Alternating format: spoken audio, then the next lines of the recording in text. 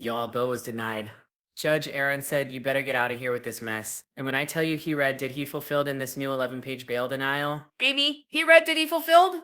Y'all, how y'all doing today? Well, baby, if you are the rats and roaches in Sean Diddy Combs jail cell, I know y'all just started crying tears of pain that mofo was not getting out any earlier despite having the president of the US trying to put his finger on the scale. Despite, according to the Rolling Stones, actively trying to buy his way to freedom because large amounts of money have exchanged ties between Diddy's camp and the president's camp. Despite all that, Judge Aaron is taking Maureen Comey's advice and he is doing what he always has done. He is operating without fear or favor. And he's also letting us know that at the end of the day, Diddy, what are you even talking about? He looked at Mark Agnelio and be like, y'all just be saying words. Stop talking. Stop talking, Mark Agnelio. Present, You just saying and no words. longer Listen has a now. voice who Let's will get into pursue this justice because, for her baby, you cannot accusation. make this up. And when As I of say the I love taken to see against it, Diddy, baby, we love to see no it. Let's get expansion into of the this. investigation, Okay, so where do we no start? isolation This orders, is like Christmas no in July, equipment literally. access, Okay, no here we go. suspension First of all, of attorney Judge Aaron said from the communication. start it's denied, but for a number of reasons. He said, first of all, your motion is untimely and is procedurally defendant. It's procedurally deficient. Now here, keep in mind motions like this motion was filed 27 days after the ruling, exceeding the 14-day limit under Local Rule 49. Again, he didn't even try to meet the required standard. The judge said, you guys, this failure even addressed the proper standard for a motion for reconsideration. Let him alone meet it. Now, why would the A team of skilled lawyers, the demon team of 10 lawyers, file a motion 27 days after ruling? Well, I have my own thing. I don't think it's because they didn't know about the deadline. I think it's honestly because they're trying to put anything out in the media that Trump's team can grab onto and use as a reason for a mistrial. Now, keep in mind, when it comes to Trump's team, okay, Diddy is actively, according to the Rolling Stones, trying to buy his way out of this. Money is already being, it's already being exchanged. So again, they're not going for anything. They just want a headline that the dummies in the back can be like, oh, well, they filed the motion and now it's unconstitutional. Man, shut up. Anyway, let's keep going. All right. The judge points out there is no new legal or factual basis for reconsideration. They said there's no intervening change in the controlling law. There is no new evidence. There is no clear error and no manifest injustice. They even cited Virgin Atlantic Airways versus National Mediation, saying a motion for reconsideration. Ragnapelio is not intended as a vehicle for relitigating old issues or otherwise taking a second bite of the apple. But again, why are they putting this out here, you guys? Because it's not for the law and the rule. This is for Trump's people to open up a road that they can create reasonable doubt.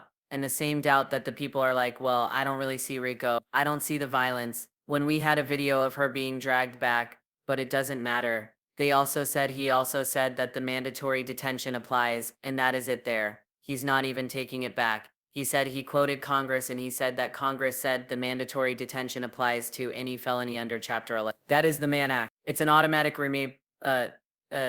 it's automatically required that you stay in jail. Now, he did say again, if there are exceptional circumstances, maybe you could get out. But he got up and he said, baby, those exceptional circumstances, get the hell out of here. Ain't nobody coming to hear you see notice. There's nothing exceptional about you. He flatly rejected that. He said the defendant spills much ink, but his arguments are baseless, misleading, and run counter to the clear intent expressed by Congress. Now listen, he dragged him on that one. He basically said, you talking so much, you using a lot of words, Mark Agnelio, but you ain't saying it. He said a criminal conviction, even when the defendant suggests is novel, is a far cry from the types of exceptional reasons that are cited. Prior similar cases involved less violent, less persistent, and more cooperative defendant. What do we mean by more cooperative? Y'all remember that hidden cell phone? The feds raided Diddy's thing and say, yo, if you got any other evidence, electronic devices or whatever, you need to pass those along under this search warrant and court order. Diddy found the cell phone. He did not give it up. He called KK and said, yo, I think I got some evidence, right?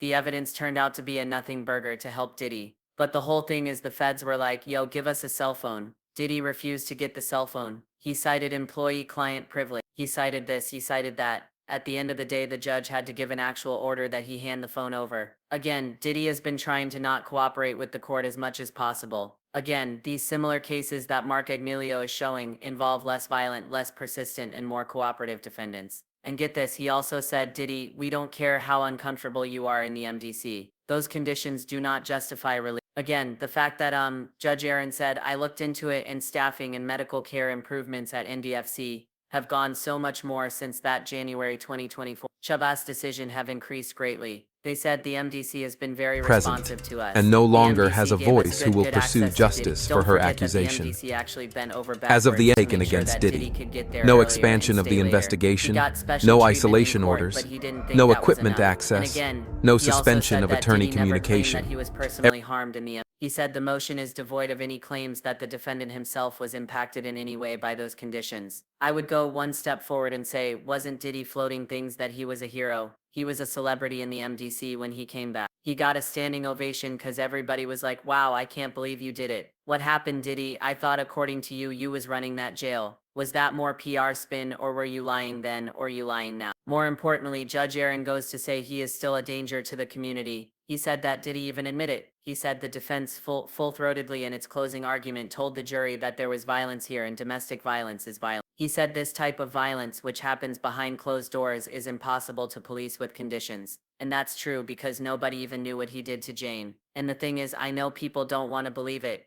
The odds are that if you are abusive to one, you are abusive to all. It takes is the right circumstances, and you too. And the fact that you are so good at hiding it, so good at mitigating it, so good at having your employees help cover up, it's impossible to control that even if we have conditions of bail. Again, he talked about the assault on Cassie, Jane, Mia, and others, and the detailed description of Jane's 2024 beating, choking, punching, dragging, black-eyed waltz. And he also said that Diddy is attempting to rewrite history. He said the defense raised the conditions at the MDC, but stated the opposite of what they now claim. Doing so would take a second bite at the apple. Again, he quoted so much legal standards. If you guys are interested, again, there's a mandatory detention after conviction of Mann Act felony. Okay, it did fell under what they define as crimes of violence against includes Mann Act felonies. There's local criminal rules. The 14-day deadline for reconsideration has passed. And in United States, via being a first-time offender or student is not exceptional. Okay, and there is a strict standard for